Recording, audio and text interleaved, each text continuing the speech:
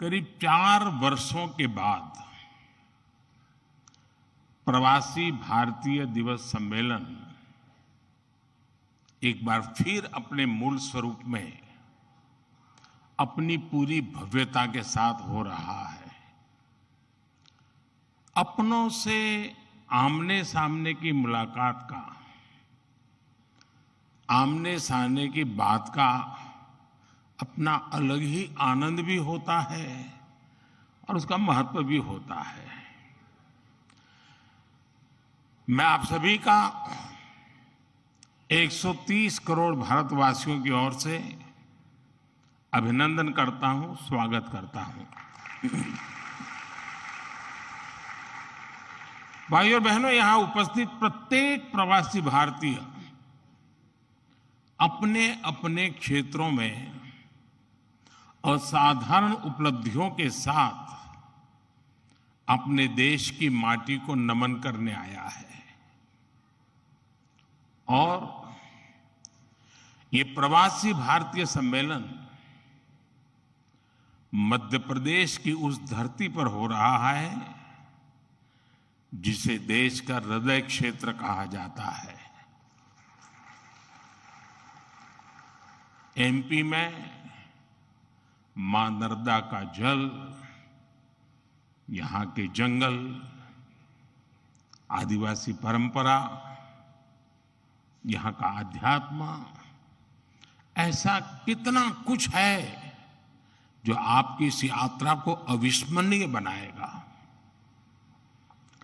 अभी हाल ही में पास ही उज्जैन में भगवान महाकाल के महालोक का भी भव्य और दिव्य विस्तार हुआ है। मैं आशा करता हूं आप सब वहां जाकर भगवान महाकाल का आशीर्वाद भी लेंगे और उस अद्भुत अनुभव का हिस्सा भी बनेंगे। साथियों, वैसे हम सभी अभी जिस शहर में हैं वो भी अपने आप में अद्भुत है।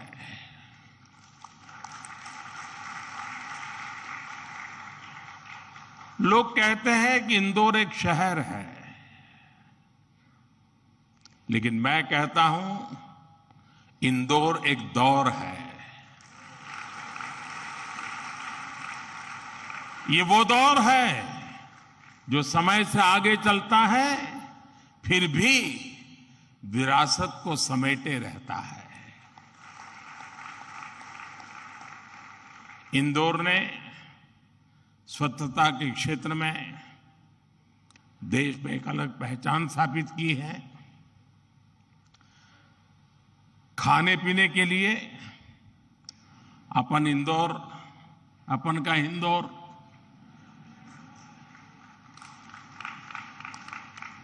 अपन का इंदौर देश ही नहीं पूरी दुनिया में लाजवाब है।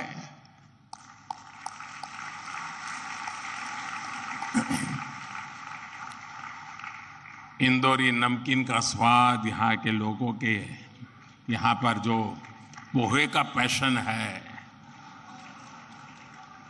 साबूदाने की खिचड़ी, कचौरी, समोसे, शिकंजी, जिसने भी इसे देखा उसके मुंह का पानी नहीं रुका।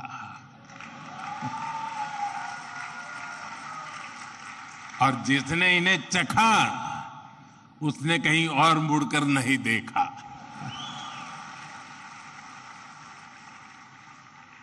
इसी तरह 56 दुकान तो प्रसिद्ध है ही, सराफा भी महत्वपूर्ण है।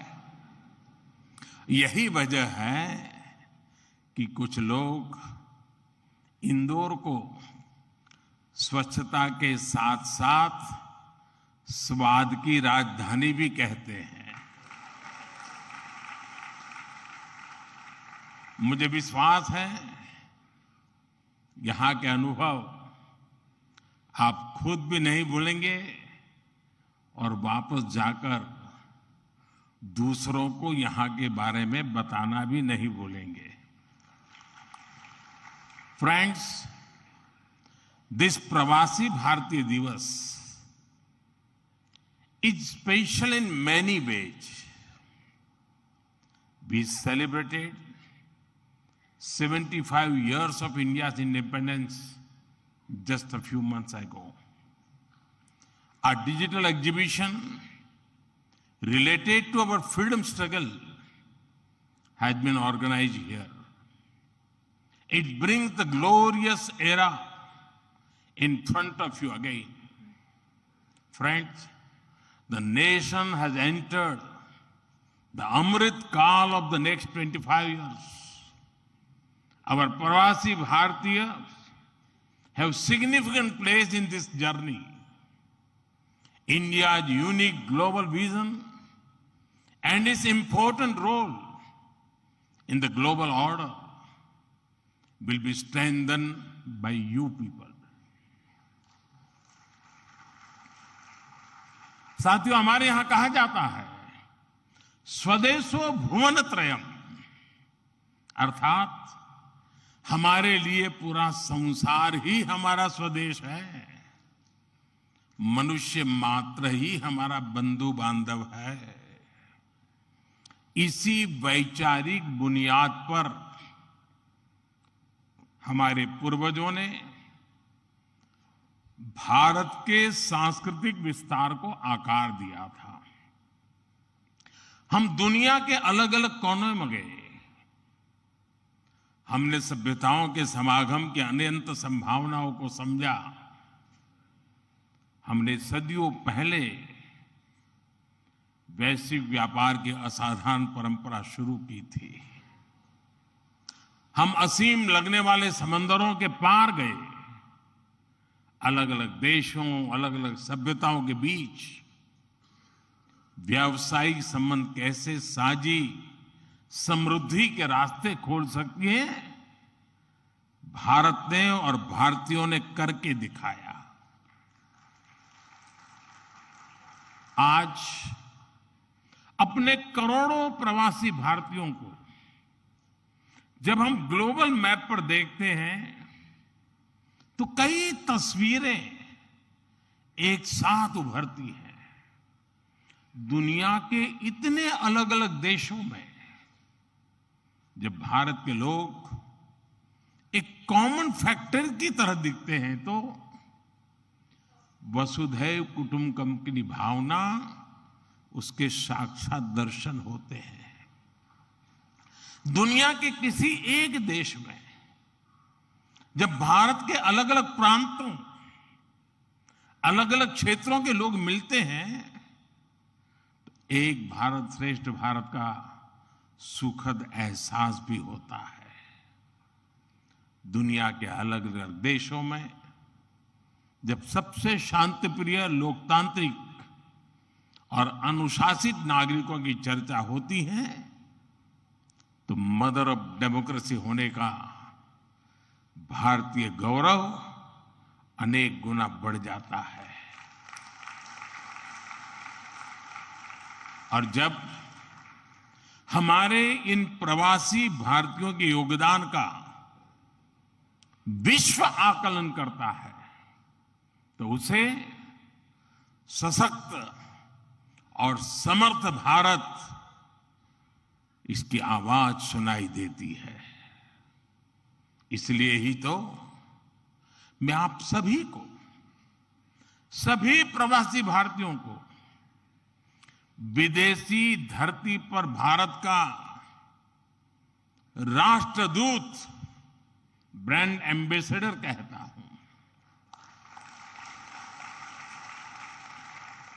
सरकारी व्यवस्था में राजदूत होते हैं, भारत की महान विरासत में आप राष्ट्रदूत होते हैं। Friends, your role as India's brand ambassador is diverse. You are brand ambassadors of Make in India. You are brand ambassadors of yoga and Ayurveda. You are also brand ambassadors of India's cottage industries and handicrafts. At the same time, you are also brand ambassadors of India's millets. You would already know that 2023 has been declared by the United Nations as the International Year of Millets. I appeal to you to take some millets products with you while returning. You also have another important role to play in these rapidly changing times. You are the people who will address the world's desire to know more about India. Today, the whole world is waiting and watching India keenly with great interest and curiosity. It is important to understand why I'm saying this. साथियों, पिछले कुछ वर्षों में भारत ने विकास की जो गति प्राप्त की है, जो उपलब्धियां हासिल की हैं, वो असाधारण है, अभूतपूर्व है। जब भारत कोविड महामारी के बीच कुछ महीनों में ही स्वदेशी वैक्सीन बना लेता है, जब भारत अपने नागरिकों को 220 करोड़ से ज्यादा वैक्सीन डोज मुफ्त लगाने का रिकॉर्ड बनाता है,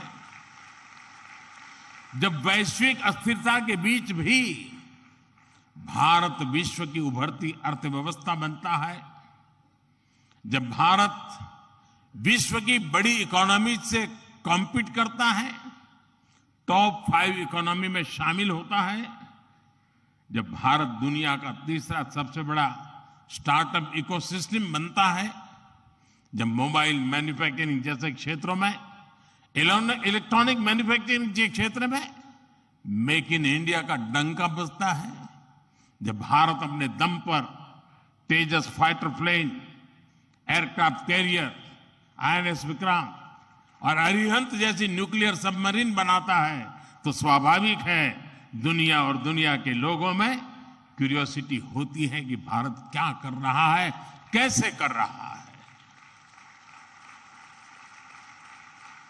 लोग जानना चाहते हैं कि भारत की स्पीड क्या है, स्केल क्या है, भारत का फ्यूचर क्या है।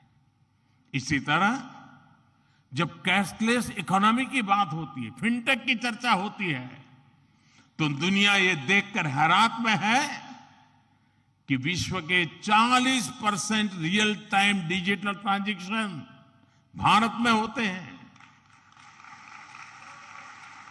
जो स्पेस के फ्यूचर की बात होती है, तो भारत की चर्चा स्पेस टेक्नोलॉजी के मोस्ट एडवांस देशों में होती है।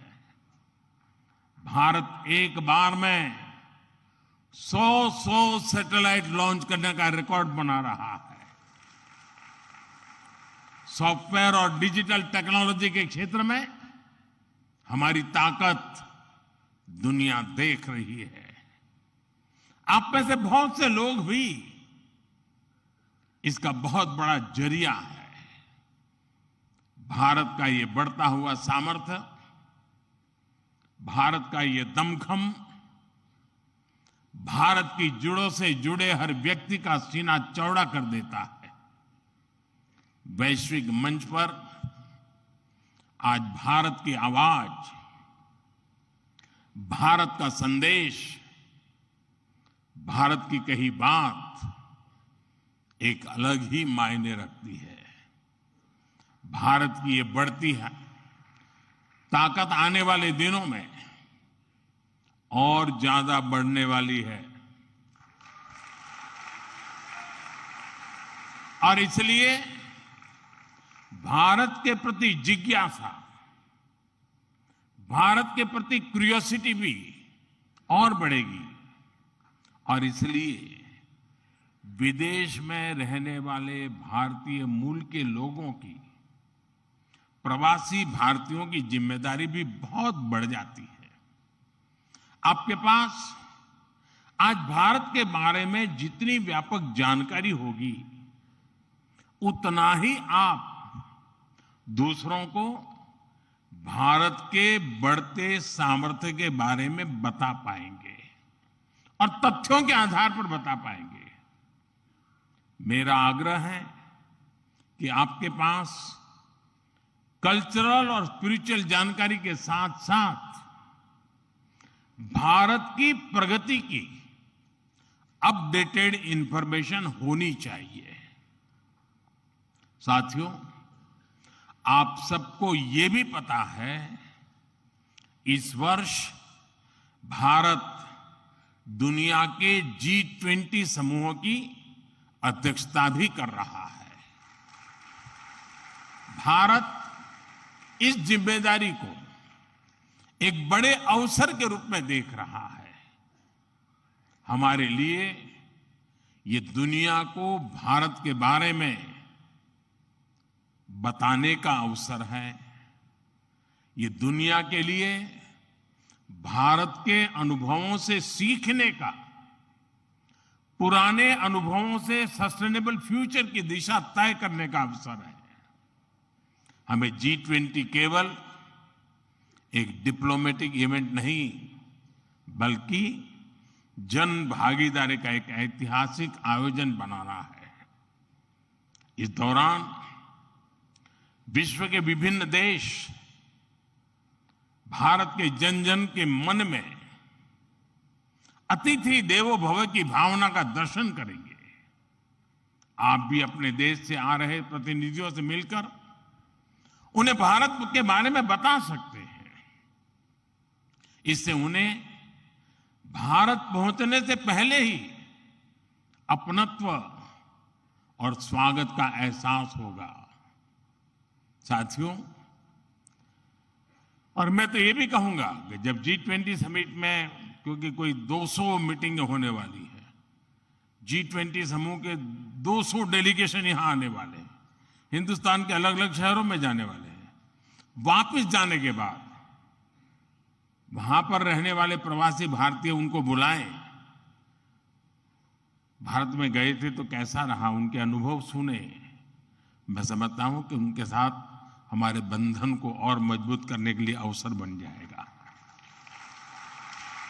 साथियों, आज भारत के पास न केवल दुनिया के नॉलेज सेंटर बनने का, बल्कि स्किल कैपिटल बनने का सामर्थ्य भी है।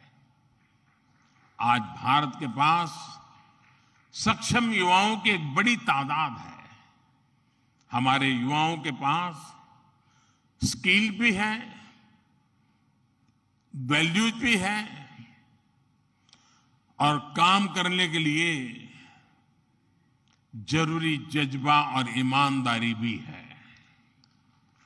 भारत की ये स्किल कैपिटल दुनिया के विकास का इंजन बन सकती है।